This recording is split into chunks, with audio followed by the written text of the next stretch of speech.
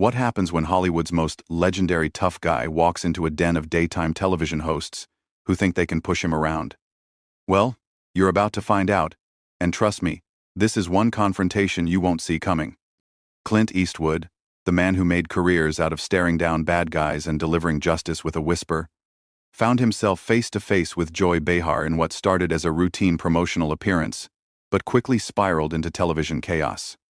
Before we dive into this explosive encounter, make sure you hit that subscribe button and drop a comment below, because this story is going to leave you speechless. The cameras rolled live, and Whoopi Goldberg smiled warmly at their guest.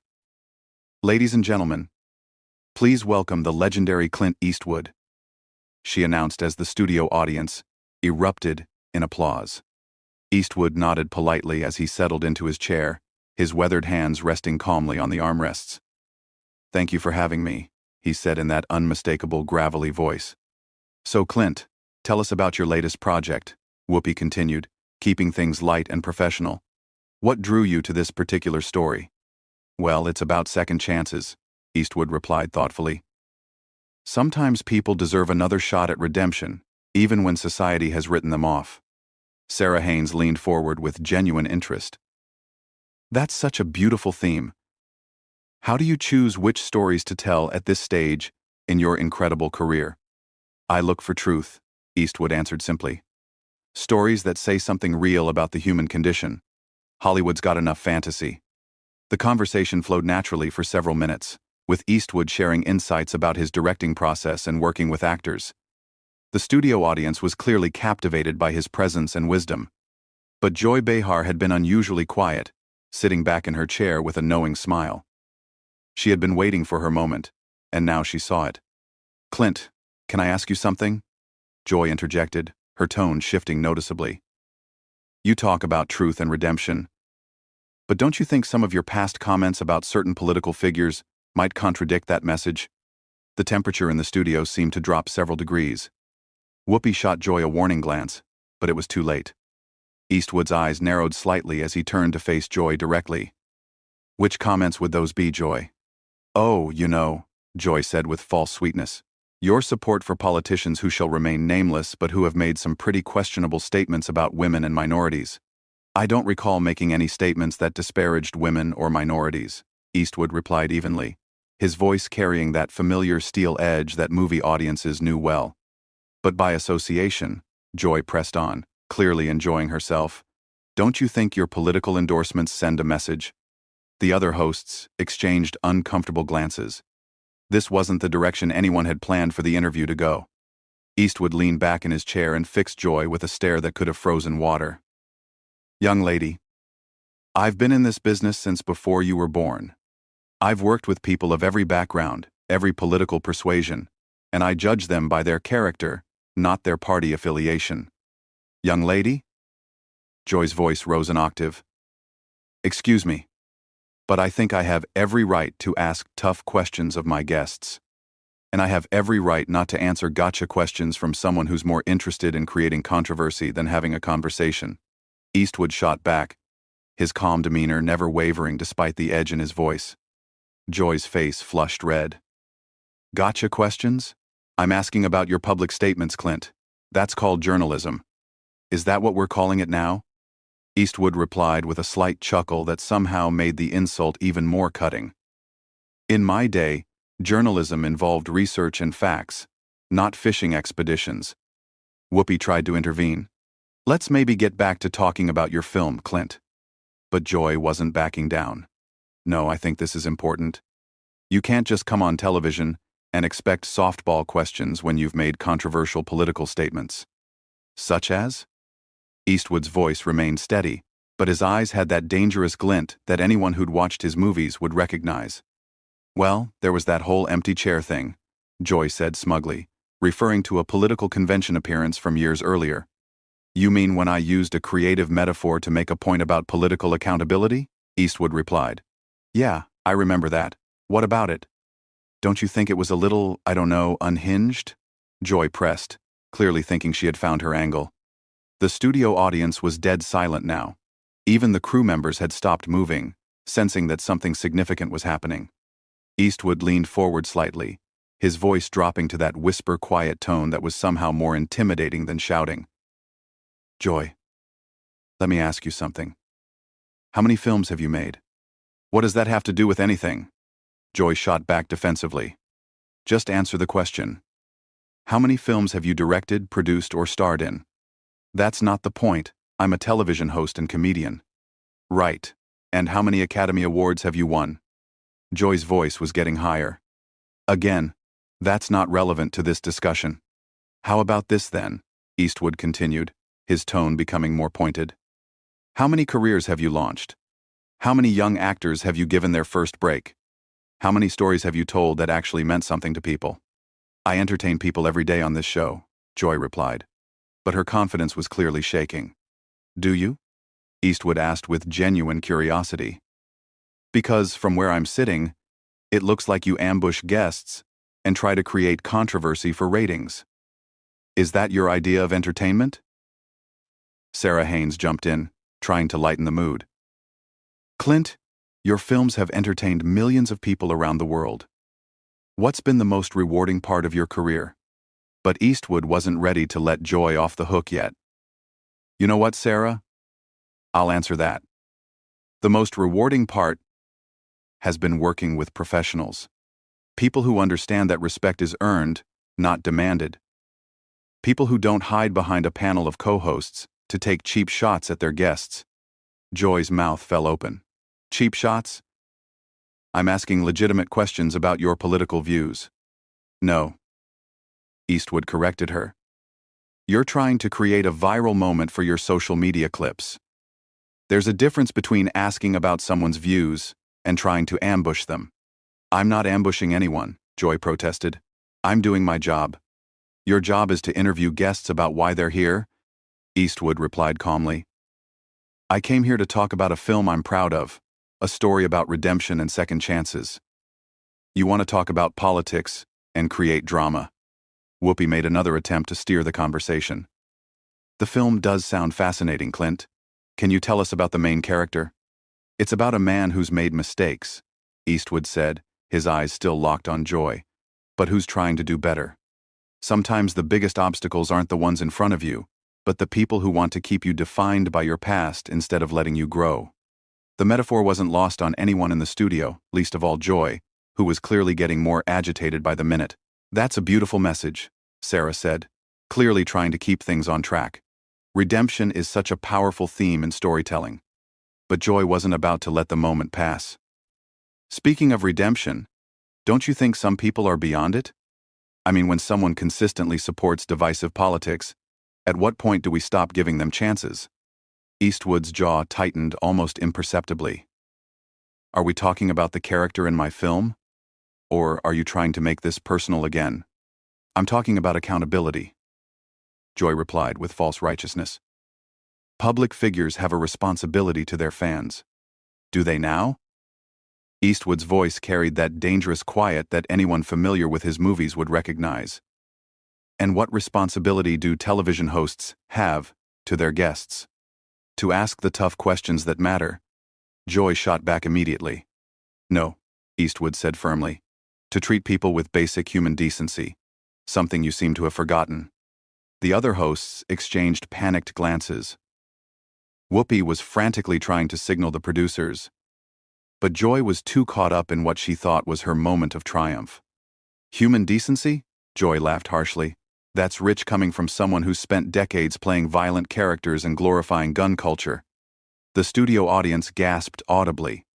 Even by the View's standards, this was crossing a line. Eastwood sat back in his chair and studied Joy for a long moment, as if seeing her clearly for the first time. You know what your problem is, Joy?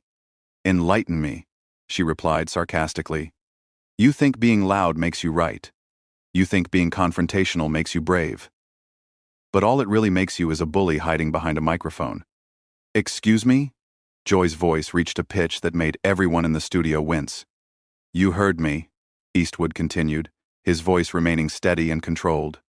You sit here day after day taking shots at people who can't fight back effectively because they're guests on your show. You think that makes you powerful, but it just makes you small. How dare you call me small? Joy stood up from her chair, her face bright red with rage. "I've been doing this job for years. I've interviewed presidents, celebrities, world leaders. And how many of them left here feeling like they'd been treated with respect?" Eastwood asked pointedly. "How many walked away thinking that was a professional interview?" Joy was sputtering now. "I don't have to take this from you or anyone else." "You're absolutely right," Eastwood agreed calmly. "You don't have to take anything from me. Just like I don't have to sit here and let you turn what should have been a conversation about art into your personal political theater." Whoopi finally found her voice. "Clint, Joy, maybe we should all take a breath here." "No, Whoopi," Eastwood said, standing up slowly. "I think Joy and I understand each other perfectly now." Joy was practically vibrating with anger. "You can't just walk out of an interview because you don't like the questions." "Watch me," Eastwood replied with that iconic squint. "I came here as a courtesy to talk about something I care about. I didn't come here to be your punching bag for the day." "This is live television," Joy protested. "You can't just leave." "Can't I?" Eastwood asked, already reaching for his microphone. "See, that's another thing you don't understand, Joy. Real power isn't about cornering someone on live television. Real power is knowing when to walk away. If you leave now, you'll look like you can't handle tough questions," Joy said desperately, sensing her moment slipping away. Eastwood paused and looked directly into the main camera. "Folks watching at home, I came here to talk about a film that means something to me. Instead, I got ambushed by someone more interested in viral clips than actual conversation. That tells you everything you need to know about the state of television today." Then he turned back to Joy. "As for handling tough questions, lady, I've been handling tough questions since before you knew what a microphone was. The difference is they were usually asked by professionals." Joy's face was now purple with rage. "You arrogant has-been. You think you can just insult me on my own show?" The words hung in the air like a slap. The studio audience was completely silent. The other hosts looked mortified, and even the crew members were staring in shock. Eastwood slowly turned back to face Joy, and for a moment, his expression was exactly like the characters he'd played in dozens of westerns, calm and dangerous and absolutely done with the situation. "Has been," he repeated quietly. "That's interesting coming from someone whose biggest claim to fame is sitting at a table talking about other people's accomplishments." The silence that followed was deafening. You could hear a pin drop in the studio as everyone processed what Joy had just said. Eastwood's expression didn't change, but somehow the air around him seemed to crackle with energy. "Has been," he repeated slowly, as if tasting the words. "You know, Joy, in all my years in this business, I've been called a lot of things, but usually by people who had accomplished something themselves." Joy realized she had gone too far, but pride wouldn't let her back down. "I've accomplished plenty, thank you very much." "Have you?" Eastwood asked, his voice dropping to that whisper that was somehow more terrifying than screaming. "Let's see. You've managed to insult how many guests over the years? Created how many controversies? Destroyed how many interviews that could have been meaningful conversations?" "I ask the questions that need to be asked," Joy replied, but her voice was shaking now. "No," Eastwood corrected her. "You ask the questions that get you attention. There's a difference between journalism and performance art, and you seem to have forgotten which one you're supposed to be doing." Whoopi made one final desperate attempt to salvage the situation. "Clint, maybe we can start over. Joy, why don't you apologize and we can get back to discussing the film?" Joy whirled on Whoopi. "Apologize? For what? For doing my job?" "Your job," Eastwood interjected, "is supposed to be entertaining and informing your audience, not attacking your guests for sport." "I wasn't attacking you," Joy protested weakly. Eastwood laughed, and it was not a pleasant sound. "Lady, I've been in actual combat. I know what an attack looks like. The difference is, when someone attacked me in the service, at least they had the courage to do it to my face instead of hiding behind a television show format." The other hosts were now openly staring at Joy with expressions ranging from embarrassment to disgust. Sarah looked like she wanted to crawl under the table. Even the studio audience was shifting uncomfortably in their seats. "You think you're so tough," Joy said, her voice breaking slightly. "Well, let me tell you something, Mr. Eastwood. This is my house. These are my rules. And if you don't like my questions, you can leave." Eastwood smiled, and it was the coldest smile anyone in that studio had ever seen. Your house? Your rules? You know what, Joy? You're absolutely right. This is your house. And that's exactly the problem. He stood up fully now, towering over the seated panel. In your house, guests get ambushed. In your house, disagreement means disrespect. In your house, creating drama is more important than creating understanding. Well, congratulations. You've built yourself quite a house there. Joy was practically sputtering. If you think you can just waltz in here and lecture me about television, you've got another thing coming. I'm not lecturing you about television, Eastwood replied calmly. I'm pointing out that what you do isn't television. It's a circus, and you're the head clown. The gasp from the audience was audible. Even by daytime television standards, this was unprecedented. How dare you? Joy shrieked, completely losing any pretense of professionalism. How dare you come on my show and insult me like this? Your show? Eastwood looked around at the other hosts. Funny, I thought this was supposed to be a panel show with multiple hosts. Turns out it's just the Joy Behar ego hour with some backup singers. Whoopi finally found her backbone. Clint, that's enough. Joy, you need to calm down right now. But Joy was beyond reason. Don't tell me to calm down, Whoopi. This man comes in here with his holier-than-thou attitude and thinks he can disrespect me on national television. The only person who's shown disrespect here, Eastwood said quietly, is you. From the moment I sat down, you've been looking for a fight instead of having a conversation. I was doing my job, Joy repeated, but the words sounded hollow now. No. Eastwood shook his head slowly. Your job would be asking me about my work, my process, maybe even my opinions on things related to filmmaking. Your job would be making your audience feel like they learned something or were entertained by something worthwhile.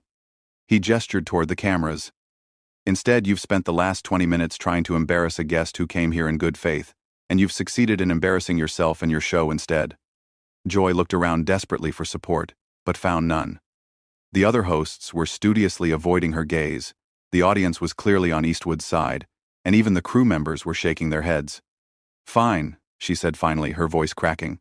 If you don't want to answer real questions, then maybe you shouldn't be doing interviews. Eastwood was already removing his microphone, but he paused at those words. Real questions? You want to know what a real question sounds like, Joy? He looked directly into the main camera again. A real question would be, what drives you to keep making films at your age? A real question would be, what advice would you give to young filmmakers?